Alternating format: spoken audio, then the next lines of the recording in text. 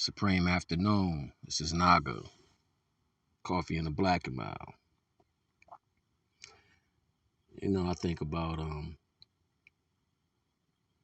the durability that it takes to be within divine understanding and divine guidance.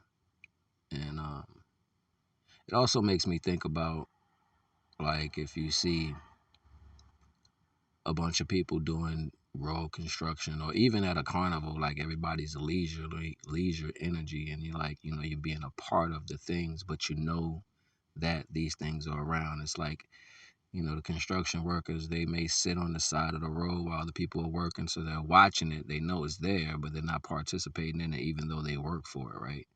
Or even like at a carnival or normal living, like people are all enjoying the festives, but they're not truly a part of what it takes to be the carnival. They're just watching it and taking part of it. And that's how I kind of see a lot of people on social media. Like, you're playing with it. You know what I mean? You're sharing the posts other people put out, and you're particularly just, playing the games that come with the carnival. But behind the scenes, are you really in every waking moment letting divine guide you through all of your steps? Are you seriously taking the knowledge and placing it in place of your character when situations arise? Or are you just happy with saying what these things are without being a part of them without being a part of what it means to do it? Practice and discipline is the most effective part to any spirituality. Practice and discipline is the most effective part of spirituality. If you're not practicing it, it's it's like I can feel that you don't really know it. You know what I mean? It's like, all right, being snappy. You know how some kids grow up and they hear their parents cursing, so when they get of age to curse, they start cursing in replace of saying the right things. And that's an importance, because it's going to speak to your character as an individual, who you are and what you should do. Yeah, I wanted to get me a coffee today, and y'all see they got me drinking out of a Coca-Cola cup because they didn't have any more coffee cups. But it's cool, coffee in the black and mild. Still enjoying the wonderful weather and the energy that comes with the change of the seasons. This is the new year. So make it your business to have discipline and practice personally. This is how you gain a personal relationship with the Most High, by showing the Most High that you listen directly to what the things are saying to you, and you practice them. And while you're practicing them, your character and the things that you think you love or like in your life will start to change.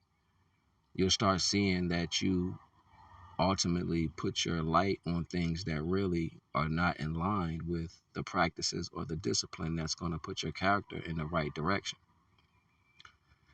Moreover than that, the addiction value that reigns supreme in everyone's life is based off the false worldly understanding that you have went through. A lot of times you attach yourself to qualities because you believe that quality is dominant, when the only dominant energy is the Almighty. So that shows you as the spectator watching life and trying to find things in life that you can attach to yourself to seem as if you're better than. This is subsequent to the value of a beauty supply warehouse, and they selling particular generic clothes, but they look almost like the real value of the clothes. So everybody gets the carbon copy. Everybody gets all the colors of the t-shirt or the outfit, even though it's not actually it, but as long as I'm wearing it, I'm close enough.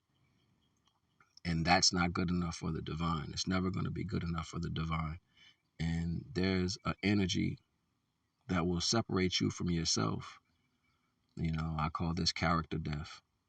When you're literally killing versions of your character that exist inside of you, that was either placed in your life by purpose standpoints, or something that you gravitated to, and you allowed yourself to be a part of these particular energies.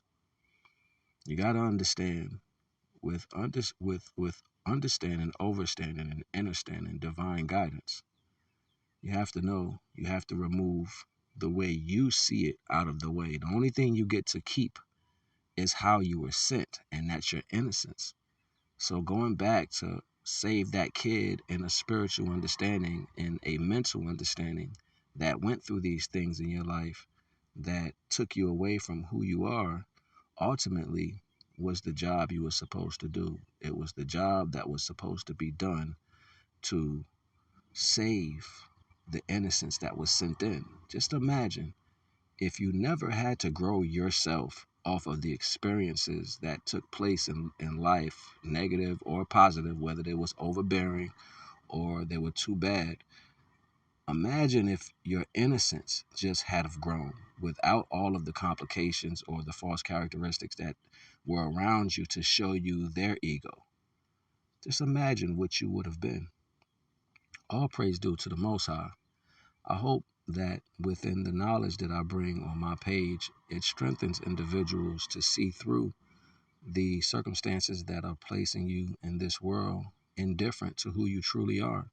And I hope that you can find yourself through discipline and actually practicing the knowledge of the universal guidance.